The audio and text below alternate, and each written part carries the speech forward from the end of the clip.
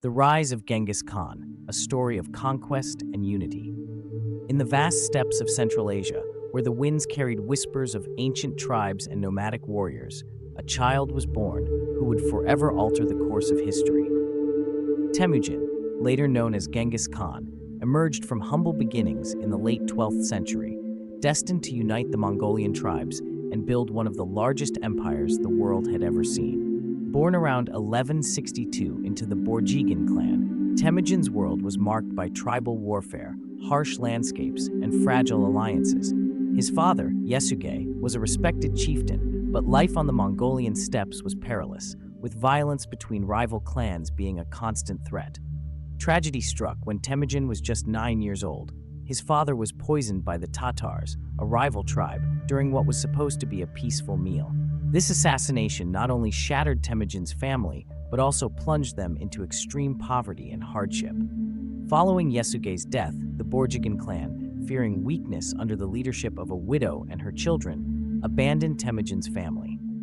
Cast out without protection or resources, the family struggled to survive in the unforgiving wilderness.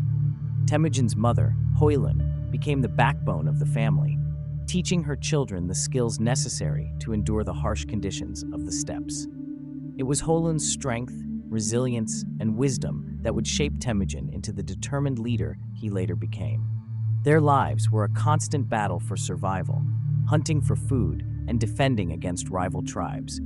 This period of abandonment and hardship profoundly shaped Temüjin. The betrayals he experienced from those who were supposed to protect him instilled in him a deep mistrust of tribal politics and a keen awareness of the fragility of loyalty.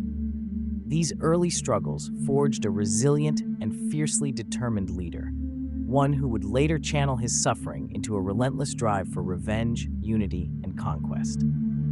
As Temüjin grew older, his natural leadership skills began to emerge. He navigated the dangerous landscape of tribal politics with caution, forming key alliances and learning from rivalries that would ultimately shape his destiny. One pivotal moment in his early life was his marriage to Berthe, a woman from a neighboring tribe.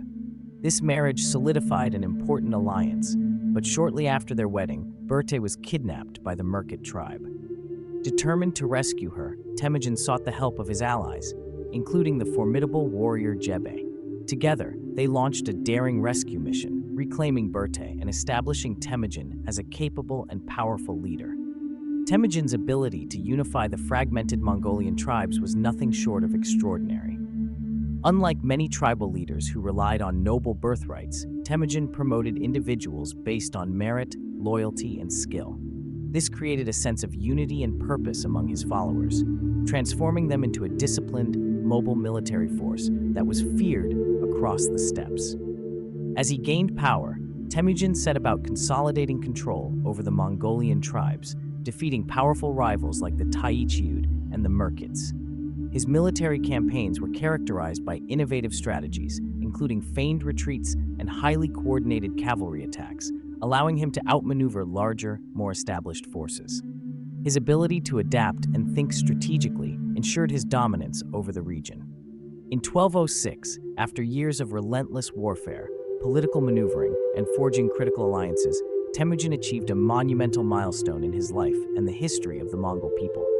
That year, he was formally proclaimed Genghis Khan, a title meaning universal ruler, by a council of Mongol leaders at the Kurultai, a traditional assembly.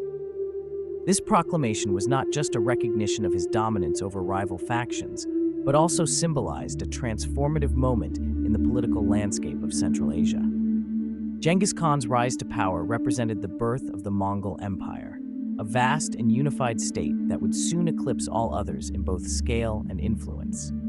Under Genghis Khan's leadership, the Mongol Empire expanded at a breathtaking pace. In 1219, Genghis Khan turned his attention to the Khwarezmian Empire, a powerful neighbor to the west. After diplomatic negotiations broke down, he unleashed his formidable army, estimated at over 100,000 warriors, on the Khwarezmian cities. Employing psychological warfare, lightning-fast cavalry maneuvers, and strategic brilliance, the Mongols swept through cities like Bukhara and Samarkand. Genghis Khan's reputation for ruthlessness quickly became legendary, Cities that resisted were often razed to the ground, their inhabitants massacred, while those who surrendered were spared. This ruthless strategy instilled fear in his enemies and facilitated swift conquests across Central Asia.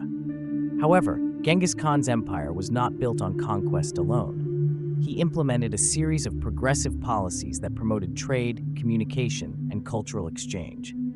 One of his most significant contributions was the establishment of the yam, a postal system that placed relay stations across the empire. This system not only facilitated rapid communication across vast distances, but also enhanced military coordination and fostered trade along the Silk Road, linking the East and West in ways that had never been seen before.